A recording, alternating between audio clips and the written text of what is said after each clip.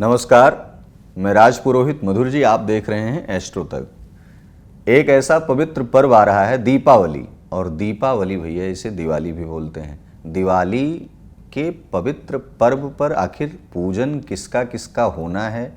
जब भगवान राम लंका में रावण को मार करके आए, वध करके आए और तमाम प्रकार की आसुरी प्रवृत्तियों को वध करके आए, तो आखिर गौरी, गणेश, लक्ष्मी, कुबेर, सरस्वती, इन सब का पूजन उन्होंने क्यों किया? यह बहुत बड़ा प्रश्न आता है। और दूसरा प्रश्न यह है कि दीपावली 31 अक्टूबर को मनाना है या 1 नवंबर को मनाना है?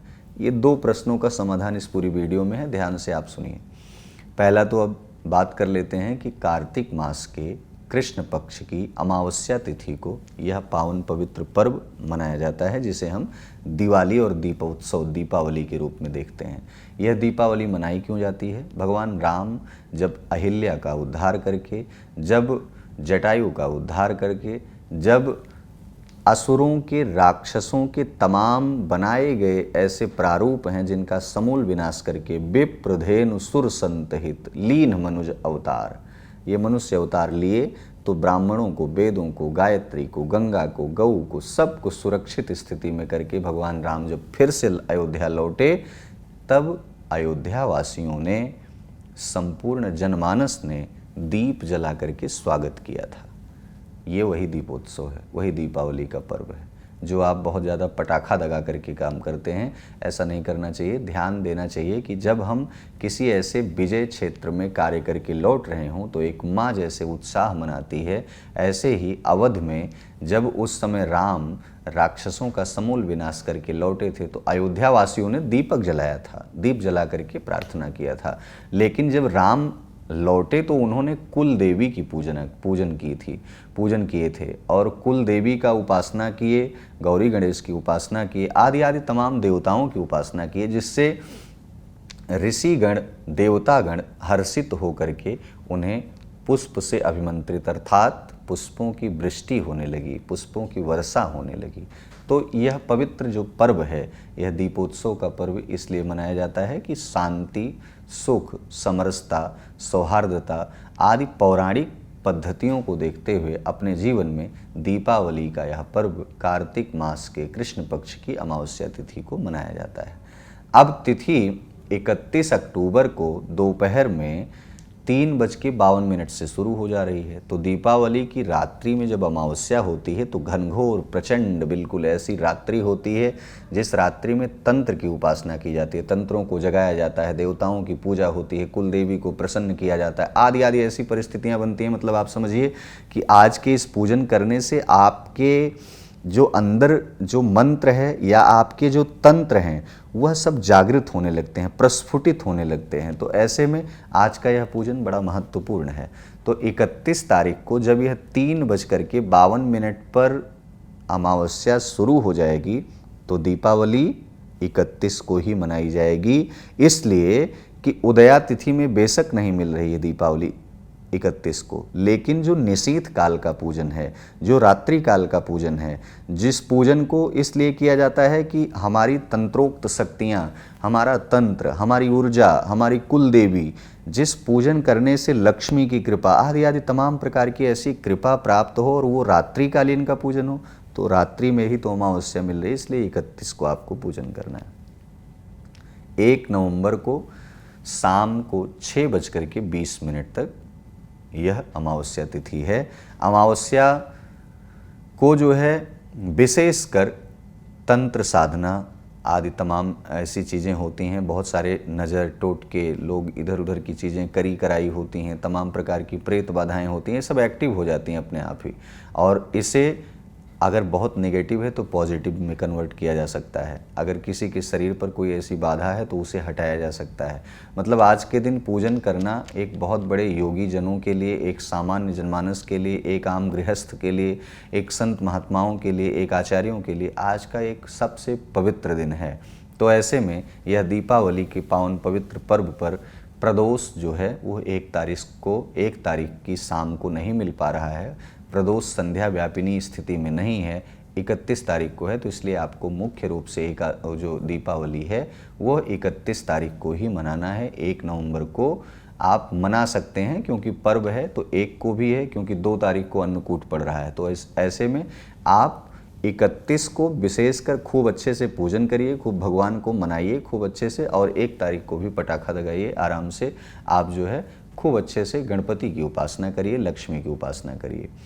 तो 31 को ही लक्ष्मी पूजन का जो समय है उसमें स्थिर लग्न मिल रही है, प्रदोष काल मिल रहा है, सब कुछ मिल रहा है। उस दिन बड़ा अच्छा मुहूर्त है, तो 31 को ही मनाया जाएगा। अब एक बात आपको यह भी बता दें कि इस दीपावली पर बहुत बड़ा एक महासंयोग भी मिल रहा है। मतलब देवगुरु बृहस्पति और दैत्य गुरु शुक्र, इन दोनों का मेल हो रहा है। तो देवगुरु बृहस्पति यानी कि शिक्षा के मालिक, और दैत्य गुरु शुक्र यानी लग्जरी सुख सुविधाओं के मालिक, आपके जीवन की संपूर्ण रूपरेखाओं को तय करने वाले। तो ऐसे में बृहस्पति और शुक्र के मिलन से एक योग बन रहा है, समसप्तक योग बन रहा है। समसप्तक योग में दीपावली बहुत ही प्रचंड स्थिति में धन को मतलब पैदा करेगी। ये स्थिति बनाएगी कि यह धन जो आपके जीवन में रुका हुआ है, या नौकरी नहीं मिल पा रही है, प्रमोशन नहीं मिल पा रहा है, इंक्रीमेंट नहीं मिल पा रहा है, तो आदि आदि ये दीपावली से ठीक 10 दिन पहले से ही सब चीज़ें होने लगेंगी। यानी कि 31 को दीपावली है तो 20 तारीख से सारा चीज़ सब शुरू है, जब करवा चौथ का व्रत आ जाएगा तभी से ही। तो ऐसे में इस बार की दीपावली तो बहुत खास है। और कुछ राशियों के लिए मतलब ये कह सकते हैं कि आप 4 ऐसी राशियां हैं जिनके लिए तो बहुत ही खास है, यानी कि आपको अधिक लाभ मिलेगा। तो विशेषकर इस दीपावली पर आपको पहली बात तो ऐसे आगजनी से, पटाखों से आपको दूर रहना है। बच्चों को खास करके दूर रहना है कि आंखों में किसी भी प्रकार से आपके कोई दिक्कत ना हो, हाथ पैर में, यानी कि पटाखा न जलाते हुए दीपावली के दिन साधना करनी चाहिए। उस साधना करने से आप विद्या में बहुत निपुण हो सकते हैं, अग्रगण्य हो सकते हैं, धनागमन के बहुत सारे संकेत मिल सकते हैं। पुत्र की कामना से यह अगर आज के दिन व्रत किया जाएगा तो भगवान राम जिस प्रकार से एक पुत्र की मर्यादा को रखते हुए, एक रघुकुल की मर्यादा को रखते हुए अयोध्या पुनः लौटे थे, तो ऐसे ही एक पुत्र आपके जीवन में आएगा जो बहुत मर्यादित जीवन जिएगा। तो आज का यह व्रत, आज का यह अनुष्ठान बहुत ही उत्तम तरीके से किया जा सकता है, जिसमें किसी भी प्रकार का कोई दोष नहीं आएगा। अब रही बात, आपको बता दें कि यह जो समसप्तक योग बन रहा है, दीपावली के मुहूर्त को मैंने बता दिया कि आप 31 को करेंगे, 1 तारीख को भी मनाएंगे, आप 2 तारीख को अन्नकूट मनाएंगे। तो ऐसे में अब जो 4 ऐसी राशियां हैं जो समसप्तक योग के दायरे में आ रही हैं, उनके साथ क्या क्या होने वाला है। पहली राशि आपको बता दें मेष राशि है। मेष राशि के साथ तो ऐसी स्थिति बनने वाली है कि अगर उनकी दरिद्रता, उनकी गरीबी, उनके साथ ऐसी परिस्थिति बन रही थी बहुत लंबे समय से, या कोई काम अड़चन जो आ रही थी, वो फटाफट होने लगेगा। फटाफट ये कि आकाशवाणी होगी नहीं, अपने विचारों को बदलना होगा, अच्छे वस्त्रों को पहनना होगा, नकारात्मकता शरीर से, मन से दूर हटानी होगी। तभी अच्छे विचार जब उत्पन्न होंगे तो अच्छी दिशा भी मिलेगी, अच्छे लोग भी मिलेंगे, अच्छा काम भी होगा। दूसरी राशि है वृषभ राशि। वृषभ राशि के जीवन में प्रॉपर्टी और वाहन लेने का एक अद्भुत मौका आ गया है, तो इस मौके का लाभ आप उठाइए। तीसरी राशि है धनु राशि। धनु राशि के जीवन में जो रुकी हुई संपत्ति है या पैतृक संपत्ति है, जो तमाम विवादों से थी, घिरी हुई थी, वह धनु राशि के जीवन में अब अच्छा समय आ गया है कि वह पैतृक संपत्तियां आपको प्राप्त हो जाएंगी, यानी कहीं से कुछ आपको गिफ्ट मिल सकता है। चौथी ऐसी राशि है वृश्चिक राशि। वृश्चिक राशि बहुत लंबे समय से धन की स्थितियां बहुत खराब चल रही हैं, वह धन आगमन, अचानक धन प्राप्ति के योग बनेंगे, कहीं से भी आपको धन प्राप्त हो सकता है, इसलिए आपको सज्ज रहना होगा। लेकिन अन्य की जो 8 राशियां हैं, 8 राशियों के जीवन में भी इस समसप्तक योग का अच्छा प्रभाव देखने को मिलेगा। लेकिन 4 ऐसी राशियां हैं जिनको वो केंद्र में ला रहा है, केंद्र बना रहा है। तो 4 राशियों को केंद्र जब व्यक्ति बनाता है तो वो ज़्यादा टारगेट हो जाते हैं। लेकिन सूर्य की किरण जब फैलती है तो पूरे पृथ्वी पर फैलती है। तो ऐसे ही जब किसी ग्रह का परिवर्तन होता है तो वो 12 राशियों पर उसका असर पड़ता है। तो 12 राशियों के जातकों के जीवन में इस बार की दीपावली बहुत ही बेहद खास है, और इतनी खास है कि आपको आपकी निर्धनता, आपकी दरिद्रता, जो लंबे समय से संघर्ष की स्थिति में थी, वह सब कुछ दूर कर देगी। दीपावली के मुहूर्त में कोई डाउट आपके दिमाग में आएगा तो कमेंट बॉक्स में आप अपना प्रश्न भी लिख दीजिएगा। दूसरा ये कि आपको दीपावली 31 को मनानी है, 1 तारीख को भी आप दीपावली मना सकते हैं। संध्या निशीथ काल उस दिन नहीं मिल पा रहा है सही समय से जब आपको पूजन करना है, तो इसलिए 31 को ही सारी गतिविधियों को संपन्न करना होगा। तीसरा ये दीपावली में आपको अच्छे विचार रखना है, मांसाहार और तमाम प्रकार की शराब आदि तमाम धूम्रपान के सेवन से बचना है। आपको जितना ज़्यादा हो सके नारायण की उपासना करनी है, लक्ष्मी की उपासना करनी है। विद्यार्थी लोग आज के दिन कलम और कॉपी अर्थात अपनी एक पुस्तक जिसमें आप नहीं अच्छा नंबर ला पा रहे हैं उसका आप पूजन करें, जिससे सरस्वती की कृपा आपके जीवन में अवश्य प्राप्त हो। धनार्थी माँ लक्ष्मी की पूजन करें। लक्ष्मी का पूजन करते वक्त झाड़ू अवश्य अपने पास में रखें, झाड़ू का भी पूजन करें। अब तमाम प्रकार से ऐसे लोग हैं जो तमाम मतलब वो वस्त्रों को, जैसे आजकल तो फैशन चल रहा है फटे चिथड़े कपड़ों को लोग पहन के बैठ जाते हैं, उनको प्रोफेशन उनको अच्छा लगता है, वो ज़्यादा बड़े आदमी हो जाते हैं। लेकिन आपको पूजन करते वक्त फटे चिथड़े कपड़ों से बचना है, पुराने कपड़ों से बचना है। प्रयास करें नया कपड़ा धारण करें, नया वस्त्र धारण करें, नया गमछा लें, दुपट्टा लें, भारतीय परिधान को धारण करें। सुंदर साड़ी में, सुंदर अलंकारों में आप माँ भगवती को, लक्ष्मी को प्रसन्न करने के लिए आप जो है सब परिवार सहित पूजन करें।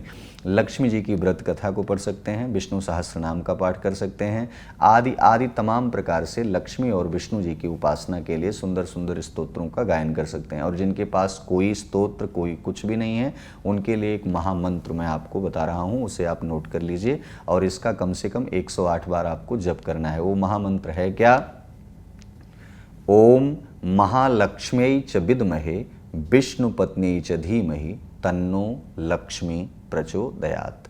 इतना बड़ा मंत्र आपको अगर नहीं समझ में आता है या फिर आप नहीं बोल पाते हैं, आपकी संस्कृत कमज़ोर है, तो आपको सिर्फ एक साधारण सा मंत्र पढ़ना है। ओम श्रीं श्रियै नमः। कमलगट्टे की माला पर या स्फटिक की माला पर या फिर तुलसी की माला पर या रुद्राक्ष की माला पर आज के दिन जो कम से कम 108 बार इस मंत्र का जप करता है वो कभी स्त्री विहीन नहीं होता, स्त्री से युक्त रहता है, धन धान्य से परिपूर्ण होता है। विवाह में विलम्ब अगर होता रहता है या फिर नहीं हो पा रहा है तो आपका इस मंत्र के जप करने से बहुत सारे काम हल हो जाएंगे। कम शब्दों में इतना ही कहेंगे कि आज के दिन व्यक्ति को पुस्तकों का पठन पाठन करना चाहिए, अध्ययन करना चाहिए, यात्रा से बचना चाहिए, लड़ाई झगड़ा विवादों से बचना चाहिए, क्लेशों से बचना चाहिए, सुंदर सुंदर पकवान बनाने चाहिए, गाय का पूजन करना चाहिए, गंगा जल का पान करना चाहिए, आदि आदि बहुत सारी चीज़ें हैं जिसको मतलब कहा जाए कि जितना हम बताएंगे उतना कम पड़ जाएगा। इसलिए अपनी बौद्धिक क्षमता का इस्तेमाल आप अवश्य करें। यदि कोई प्रश्न हो तो कमेंट बॉक्स में आप अवश्य हमसे पूछिएगा। हमारे साथ एस्ट्रो तक पर आप जुड़े रहें। एस्ट्रो तक पर आपके संपूर्ण समस्याओं का समाधान तो दिया ही जाता है। तमाम प्रकार की धार्मिक ऐसी योजनाएं होती हैं जिनमें बहुत सारे ऐसे मन में भ्रांतियां उत्पन्न होती हैं, उसका समाधान आपको खास करके मिलता है। तमाम ऐसे ज्योतिर्विद भी आपको बताते रहते हैं। लेकिन आप हमारी बातों से कितना संतुष्ट होते हैं, आप हमारी गतिविधियों से, हमारी बताई हुई योजनाओं से कितना संतुष्ट होते हैं, ये आप अवश्य ही अपनी प्रतिक्रिया कमेंट बॉक्स में ज़रूर दिया करें। ऐसे ही तमाम वीडियो को देखने के लिए हमारे साथ बने रहें एस्ट्रो तक पर। नमस्कार। अगर आप मुझसे जुड़ करके अपनी समस्याओं का समाधान चाहते हैं और चाहते हैं कि आपकी समस्याओं को ज्योतिष के माध्यम से सुलझाया जाए तो आप हमसे संपर्क कर सकते हैं, जुड़ सकते हैं एस्ट्रो तक पर।